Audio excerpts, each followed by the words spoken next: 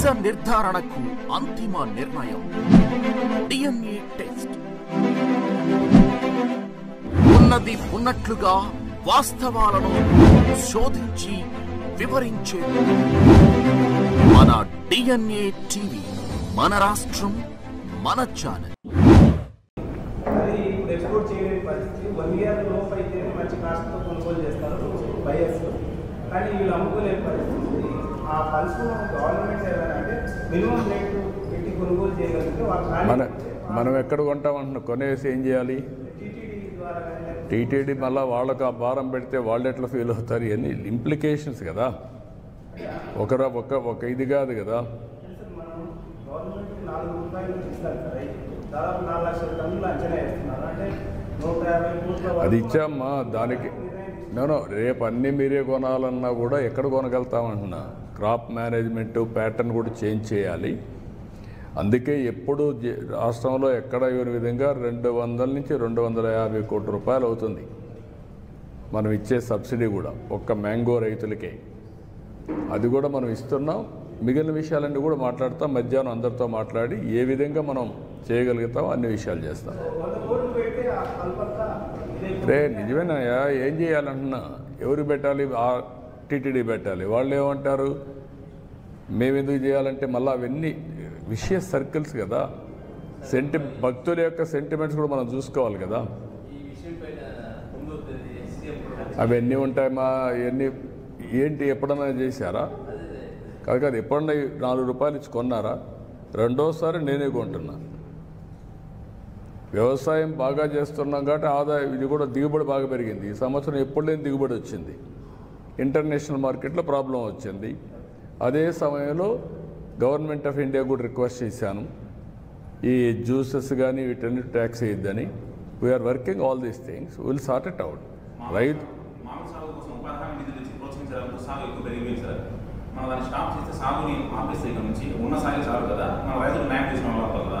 అదే దీనికి అందుకనే ఒక మ్యాంగోనే కాకుండా అన్ని పంటలు కూడా ప్రపంచం మొత్తం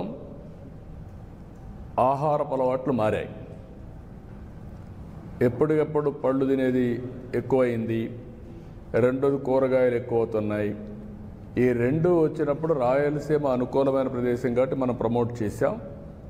దీన్ని ఏ క్రాపులు పండించాలి అనే దానిపైన నిరంతరం కూడా మనం పర్యవేక్షిస్తాం. పండించిన పంట వాల్యూ అడిషన్ కూడా ఫుడ్ ప్రాసెసింగ్ కూడా వెళ్ళాలి. అందుకే ఈరోజు తమిళనాడులో కర్ణాటకలో లేనటువంటి ఫుడ్ ప్రాసెసింగ్ మన దగ్గర ఉన్న మన గొడవలు కూడా జరిగాయి. మీరు చూశారు కర్ణాటకలో. వాళ్ళంతా ఇక్కడ తీసుకొస్తామంటే మనకే చాలదని చెప్పి మనం చెప్పాం. ఇంకా చేయాల్సిన అవసరం ఉంది. ఫుడ్ ప్రాసెసింగ్ రావాలి, ఇంటర్నేషనల్ మార్కెటింగ్ రావాలి. స్టాప్ చేయాలంటే ఏ పంట వేయాలి కూడా వర్కౌట్ చేయాలి కదా. రాను రాను ఆధునీకరణలో తర్వాత రెండో విషయం కూడా మీరు చూస్తే ఫుడ్ హ్యాబిట్స్ మారిన తర్వాత దీనికి తగినటువంటి ఇది కూడా మనం తయారు చేయాలి. ఒకప్పుడు దిగుబడులు తక్కువ ఉండేటివి, ఇప్పుడు దిగుబడులు బాగా పెరుగుతున్నాయి. ఒకప్పుడు చిన్నప్పుడు నేను చూసినప్పుడు మామిడి ఇంటికే వాడేవాళ్ళం. మీకు కూడా ఐడియా ఉంది. ఇంటి కోసం చెట్లు వేసేవాళ్ళం. ఆ చెట్లు వచ్చే పంట తర్వాత వాణిజ్య పంటగా తయారైంది. అంటే ఎవరికొకరికి ఇచ్చి ఈ చెట్లు ఇంత పంట ఉంది నువ్వు కొనుక్కోమనేవాళ్ళు. వాళ్ళు వచ్చి హార్వెస్టింగ్ చేసుకొని వెళ్ళేవాళ్ళు. అది నెక్స్ట్ ఫేజ్. ఇప్పుడు దాన్ని నేను కానీ హార్టికల్చర్ అంతా ప్రమోట్ చేసి తెలుగుదేశం వచ్చిన తర్వాత డ్రిప్ ఇరిగేషన్ కూడా పెట్టి, అంత మునుపంతా వానాకాలం పండది, ఎప్పుడు నీళ్లు పెట్టేవాళ్ళం కాదు. ఇప్పుడు నీళ్లు పెడుతున్నాం. నీళ్లు పెట్టినప్పుడు పంట కూడా బాగా వస్తుంది. 2-3 వెట్టింగ్స్ ఇస్తే మంచి దిగుబడి వస్తుంది. అలాంటి ఆధునికమైన ఇప్పుడు కొత్తగా మీరు చూస్తే కవర్స్ కూడా ఇచ్చాం ఫ్రూట్ కవర్ చేయడానికి. అది కానీ వస్తే వాల్యుయేషన్ పెరుగుతుంది. మనకు పంట కూడా వాల్యుయేషన్ పెరుగుతుంది. ఎందుకంటే ఏ పంట కూడా ఏ మామిడికి కూడా ఒక విధంగా పండు డ్యామేజ్ కాదు. ఆ మచ్చలు కానీ సైజు కానీ ఇవన్నీ బ్యూటిఫుల్గా వస్తాయి. అలాంటి వినూత్నమైన ఆలోచనలతో మనం ముందుకు పోవాల్సిన అవసరం ఉంది. ఈ సమస్య అట్మోస్ట్ ఎఫిషియెంట్గా పరిష్కారం చేస్తాం. ఎవ్వరు అందరూ హాజరవుతారు. తొలి రోజే కదా, అప్పుడే నువ్వు సెలవులు పలవలు. తెలుగుదేశం పార్టీకి ఒక మెకానిజం ఉంది. తెలుగుదేశం పార్టీ 45 ఏళ్ళుగా పార్టీ క్యాడర్ బేస్డ్ పార్టీ ఇది, కాబట్టి అవన్నీ సిస్టమేటిక్గా ఉంటాయి.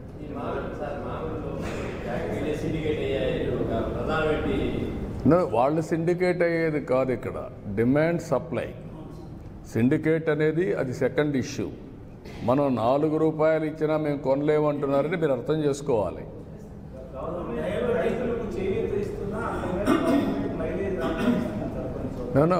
నేనేమంటానంటే రైతులు కూడా అర్థం చేసుకోవాలి, రాజకీయాలు ఎప్పుడూ ఉంటాయి. ఏమీ చేయని వాళ్ళు శివ రాజకీయాలు చేస్తూ ఉంటారు ఇప్పుడు నేను అడుగుతున్నా, ఎప్పుడన్నా 1 రూపాయి ఇచ్చారు చిత్తూరు రైతాంగానికి? ఎప్పుడన్నా కానీ డ్రిప్ ఇరిగేషన్ ఇచ్చారా? మరి వీళ్ళు మాట్లాడడం ఏంటి? కనీసం రాయలసీమలో 2000 కోట్లు ఖర్చు పెట్టారు ఇరిగేషన్లో, వీళ్ళు మాట్లాడడం ఏంటి? నేను ఈరోజు 3950 కోట్లు ఒకేసారి 100 యువకుని డబ్బులు ఇచ్చాను. మైక్రో ఇరిగేషన్ 90% సబ్సిడీ ఇస్తున్నాం. వాళ్ళు 7500 వేసి నేను 15000 ఇస్తున్నాను. 14,000 మేము ఇస్తున్నాం. ఏది అన్నదాత సుఖీభావ కింద.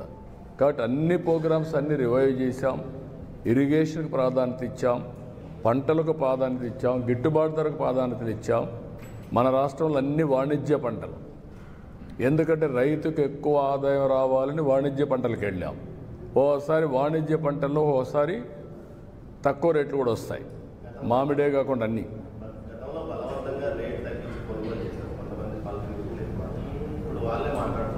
అదే నేను వీళ్ళు చేసిన ఎవరైనా కానీ ఫ్రీగా మాట్లాడే పరిస్థితి ఉంది 5 ఏళ్ళు, ఫ్రీగా రాసే పరిస్థితి ఉంది 5 ఏళ్ళు.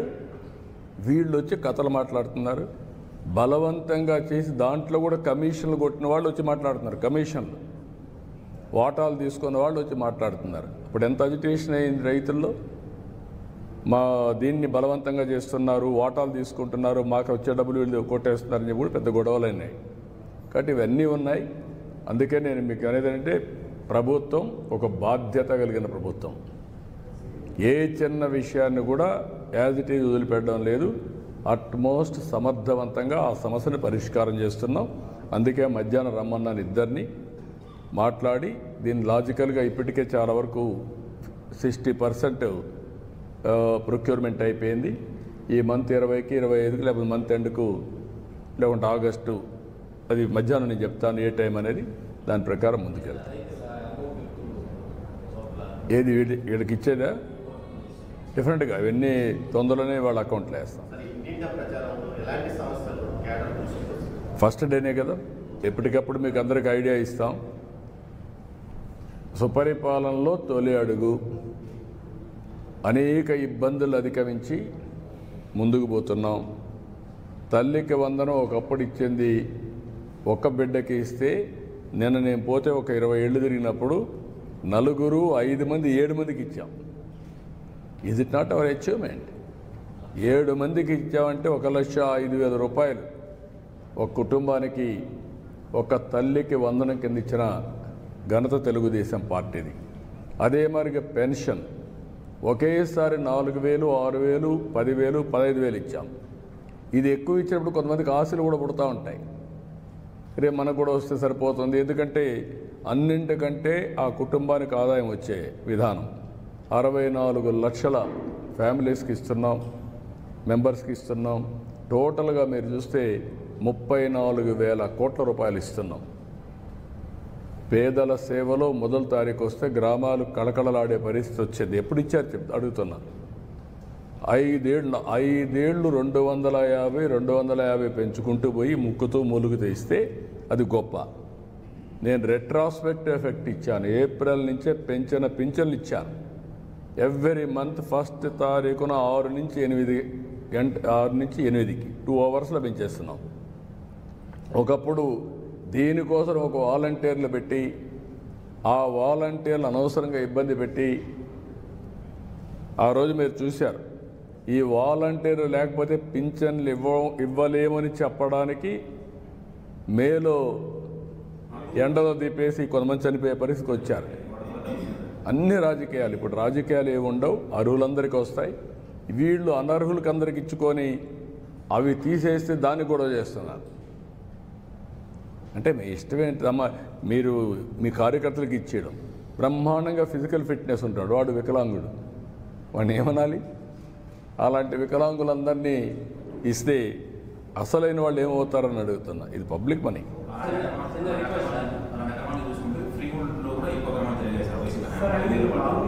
మన జిల్లాలో వైసీపీ అక్రమాలు చేసిన దాంట్లో ఫ్రీ హోల్డ్ 1,05,000 ఎకరాలు అక్రమంగా తీసుకున్నారు.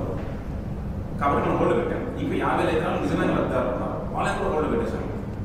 నేను అందుకనే ఇప్పుడు మీరు కాదు, ఇష్యూ ఏంటంటే మీరు గుర్తుపెట్టుకోవాల్సింది రికార్డ్స్ తారుమారు చేశారు. ఏ రికార్డ్స్ తారుమారు చేశారు, ఏ రికార్డ్స్ తారుమారు కాలేదనేది డేటా లేదు. తొందరపడిపోయి మనం ఏం చేసినా కూడా అన్నిటికీ సమస్యలు వస్తాయి, జటిలమైపోతుంది. ల్యాండ్ అనేది సున్నితమైన విషయం. ల్యాండ్ని ఇప్పుడు నువ్వు అన్నావు ఆ 50,000 ఉన్నాయి కాబట్టి ఇచ్చేసి అన్ని ఇచ్చేస్తాం.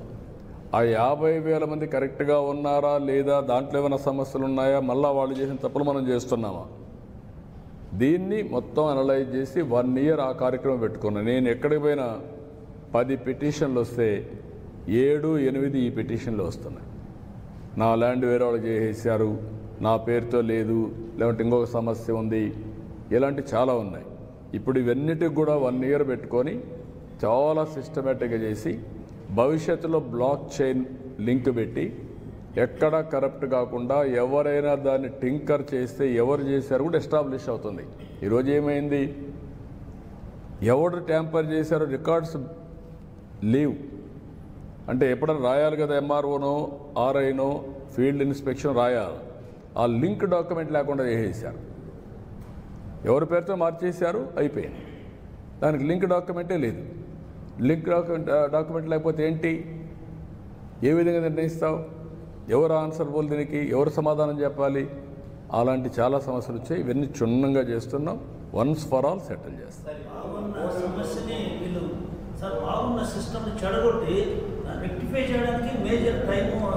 That is what I'm saying. ఒక ఆంధ్రప్రదేశ్ రాష్ట్రం ఒకప్పుడు land records one of the best land records. నేను సమైక్య ఆంధ్రప్రదేశ్, నాకు తెలంగాణలో ప్రాబ్లం ఉండేది. తెలంగాణలో ప్రాబ్లం నిజాం చట్టం, అది ఒక ల్యాండ్ 10 మందికి దానం చేసేవాళ్ళు. ఆంధ్రప్రదేశ్ చట్టం బ్రిటిష్ చట్టం, ఇది స్ట్రిక్ట్గా ఉండేవాళ్ళు.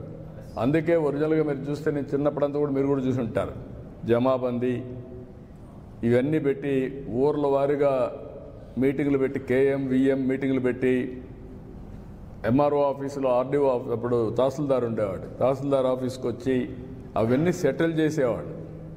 నా ఆస్తి నా పేరుతో ఉందో లేదో చెక్ చేసుకునేవాళ్ళం. అలాంటి వ్యవస్థలన్నీ వీళ్ళు ఒక మంచి వ్యవస్థను కూడా నాశనం చేసే పరిస్థితికి వచ్చారు. ఏమి చేయలేదనేసి రోడ్ వైసీపీ వస్తుంది పరిస్థితి.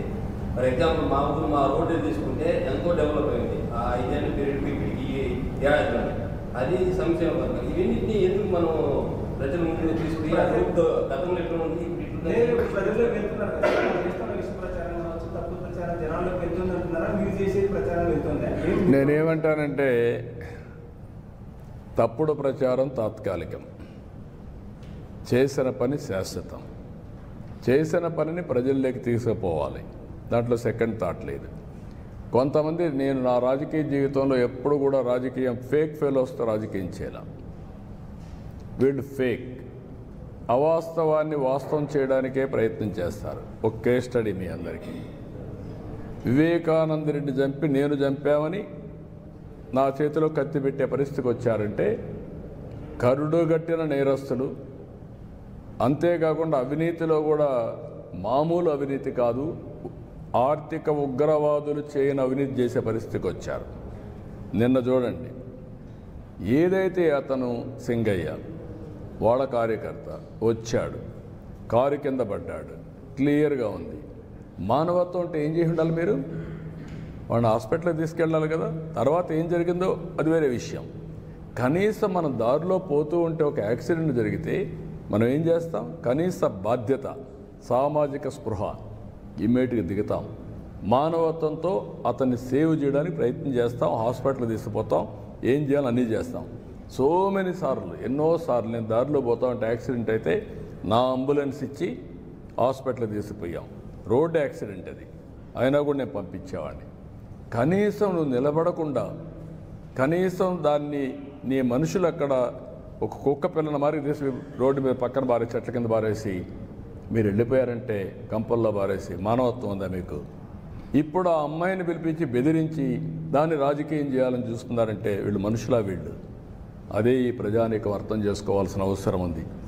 ఇలాంటి వాళ్ళని నీతిమాలిన వ్యక్తులు లేకపోతే ఒక నేర చరిత్ర కలిగిన వాళ్ళు రాజకీయాల్లోకి వచ్చి రాజకీయ ముసుగేసుకొని ఇప్పుడు నేను అడుగుతున్న వీళ్ళు చేసే నేరాలు మామూలు రౌడీలు అయితే వదిలిపెడతామండి? 2 నిమిషాల్లో కుక్కను కొట్టి లోపల వేసేవాళ్ళం. అన్ని అరాచకాలు చేయడం మంచిది కాదు. ఆ అరాచకాలు చేసి రాష్ట్రానికే ఒక పెను సవాలుగా తయారయ్యారు. రాజకీయాలకే ఒక చీడ పురుగుల మారిగా తయారయ్యే పరిస్థితి వచ్చారు. ఎవరు ఏమైనా ఎన్ని చేసినా చట్టం ఉంటుంది, చట్టం దాని పని అది చేస్తుంది. సంబంధించి మార్గదర్శకలో వచ్చే రెస్పాన్స్ ఎలా అంటే దానికి చాలా మంది విమర్శలు చేస్తున్నారు. చెల్లి గవ్వ ఖర్చు పెట్టిన వాళ్ళు ఎవరైనా వస్తామంటే వాళ్ళని విమర్శించే అర్హత ఉందండి? అది నీతిమాలిన చర్య కదా. ఒక్క పైసా మీరు ఖర్చు పెట్టిన దోచుకోవడం తప్ప ఖర్చు పెట్టడం లేదు. రాష్ట్ర ఆదాయాన్ని రాష్ట్ర వనరుల్ని కొల్లగొట్టే మీరు ఎవడో వచ్చి స్వచ్ఛందంగా పనిచేస్తా అంటే వాడిని విమర్శించడం ఏంటండి? బుద్ధి ఉందా మీకు? ఇది కూడా రాజకీయం అండి. ఇలాంటి రాజకీయాలు చేసే వాళ్ళతో మనం రాజకీయం చేయాలంటున్నా. మిమ్మల్ని అడుగుతున్నా. ఈరోజు నేనేం చెప్పాను? P3 public private partnership. ఈరోజు దీనివల్ల ఈ రోడ్లు వచ్చాయి, ఎయిర్పోర్ట్లు వచ్చాయి, పోర్ట్లు వచ్చాయి, కాలేజీలు వచ్చాయి, అనేక వస్తువులు వచ్చాయి. ప్రజలు కూడా బాగుపడ్డారు. అదే సమయంలో కొంతమంది కోట్ల రూపాయలు వచ్చాయి. ఆర్థిక అసమానతలు పెరిగిపోతున్నాయి. ప్రభుత్వం ఇచ్చే సంక్షేమ కార్యక్రమాలు ఎక్కడ ఆపం, అభివృద్ధి కార్యక్రమాలు ఆపం. కానీ సామాజిక బాధ్యత కింద ఆ రోజు జన్మభూమి పిలిపించా, జన్మభూమితో వచ్చి గ్రామ సేవ చేశారు. ఈరోజు నేను ఇచ్చేది P4 అన్నాను, ప్రభుత్వం ప్రైవేట్ పీపుల్ పార్ట్నర్షిప్. ఈరోజు నేను ఒక్కసారి మీరు చూస్తే నేను ఒక 20 ఏళ్ళు తిరిగాను. తిరిగితే ఒక అతను చాలా బాగా పనిచేశాడు. వడ్డీ కులస్తుడే, అందరూ వాళ్ళే. వాళ్ళలో ఒక ఫ్యామిలీ చాలా బాగా పనిచేసి పిల్లల్ని బ్రహ్మాండంగా 20 ఏళ్లలో చదివించి, ఒకడు అమెరికాలో ఉన్నాడు, ఒకడు బెంగళూరులో వ్యాపారాలు చేస్తున్నాడు. అందరికంటే అందరూ ఇంజనీర్లు చేశారు. ఫస్ట్ ఒక కొడుకును మాత్రం చదివించలేక తోడుగా పెట్టుకొని అందరినీ తయారు చేశాడు. ఆయన కొడుకులు వాళ్ళ మళ్ళా మనవాళ్ళు మనవరాళ్ళు కూడా చదివించాడు. అప్పుడు నేను డబ్బులు కూడా ఆర్థిక సహాయం చేశాను. ఆ రోజు చేసిన సహాయంతో వాడు అమెరికాకు పోయి మంచి ఉద్యోగం వచ్చి మళ్ళా డబ్బులు పంపించి ఇంటికి ఈరోజు బ్రహ్మాండమైన బిల్డింగ్ కట్టుకున్నాడు. నేను ఒక 2-3 ఇండ్లు P4 కింద తీసుకుంటానని ముందుకు వచ్చే పరిస్థితికి వచ్చాడు. అది స్ఫూర్తి. నేనే మింగతాను, పేదవాళ్ళు ఇట్లనే ఉండాలి, వాళ్ళు ఇట్లనే ఉంటే నాకు సంతోషం అనేది కాదు. పేదరికం లేని, అందుకని నేను ఏమన్నానంటే నేను కష్టపడేది కూడా ఈ పేదవాళ్ళ కోసం కష్టపడుతున్నా, ప్రజల కోసం కష్టపడుతున్నా. అది కూడా నా జీవితంలో చూడాలనుకుంది. Zero poverty 2029. అక్కడి నుంచి ఆర్థిక ఇంకా మెరుగైన జీవన ప్రమాణాలు క్రియేట్ చేసే వ్యవస్థ, ఆర్థిక వ్యవస్థలో ఆర్థిక అసమానత తగ్గించే వ్యవస్థకు శ్రీకారం చుడతాం. That is our aim.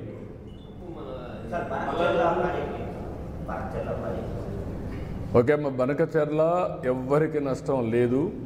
కొంతమంది మాట్లాడుతున్నారు, ఇది కరెక్ట్ కాదు. తెలంగాణలో కొన్ని ప్రాజెక్టులు నేను సమైక్య ఆంధ్రప్రదేశ్లోనే దేవాదులు నేనే పునాదులు వేశాను. ఆ రోజు లిఫ్ట్ ఇరిగేషన్ పెట్టాను. శ్రీశైలం SLBC, ఇప్పుడు మాధవరెడ్డి కెనాల్. అది చూసిన తర్వాత ఆ రోజు నేను దేవాదుల ప్రాజెక్టు కూడా లిఫ్ట్ ఇరిగేషన్ సాధ్యమని గోదావరి పైన ఆ లిఫ్ట్ ఇరిగేషన్ పెట్టాం. అదే సమయంలో ఇక్కడికి వచ్చిన తర్వాత ఆంధ్రాలో పుష్కర, తాటిపూడి 2 లిఫ్ట్ ఇరిగేషన్లు తీసుకొచ్చాను. తర్వాత కొన్ని వీళ్ళు దేవాదుల ఇవన్నీ కూడా వచ్చాయి. రాజశేఖర్ రెడ్డి ఉన్నప్పుడే ఎల్లంపల్లి అన్నారు, అది రాలేదు, అది కూడా పెద్ద స్కామ్ అయింది. తర్వాత ఈరోజు వీళ్ళు దేవాదులు తీసుకొచ్చారు. గోదావరిలో నీళ్లున్నాయి, పైన ఉండేవాళ్ళు వాడుకుంటారు, కిందలో వాడుకోవచ్చు. 2000 టీఎంసీ నీళ్లు సగటున 100 సంవత్సరాలు సముద్రంలోకి పోయినాయి. సముద్రంలోకి పోయే నీళ్లు ఒక 200 టీఎంసీ ఇక్కడ కానీ అక్కడ కానీ వాడుకుంటే రాష్ట్రాలు బాగుపడతాయి, తెలుగు కమ్యూనిటీ బాగుపడుతుంది, నీటి సమస్య పరిష్కారం అవుతుంది. ఆ విషయమే నేను పదే పదే చెప్తున్నా. ఎవ్వరికీ నష్టం లేదు. నేను తెలంగాణలో ఉండే ప్రాజెక్ట్స్ గోదావరి పైన ఎప్పుడు అపోజ్ చేయలేదు, అపోజ్ చేయను కూడా.